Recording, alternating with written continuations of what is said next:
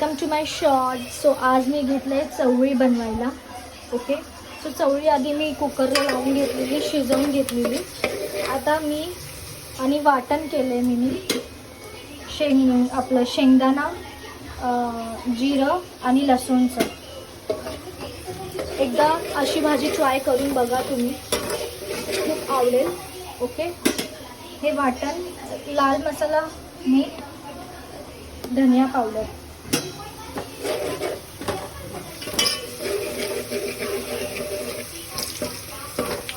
So आता हे थोडं ब्राऊन झालं आहे.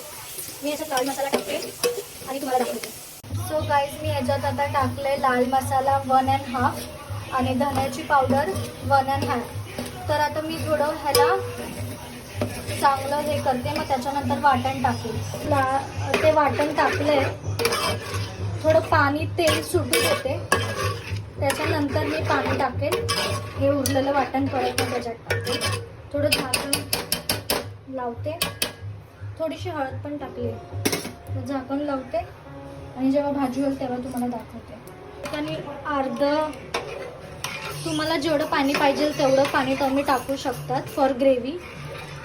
मी थोडं 1 आणि अर्धा टाकलं आहे बिकॉज ते उकळणार पण. सो उकळून झालं की मी डायरेक्ट धनिया टाकेल, मीठ टाकते चवीनुसार. चवीनुसार ट्राय करून बघा, भारी लागेल.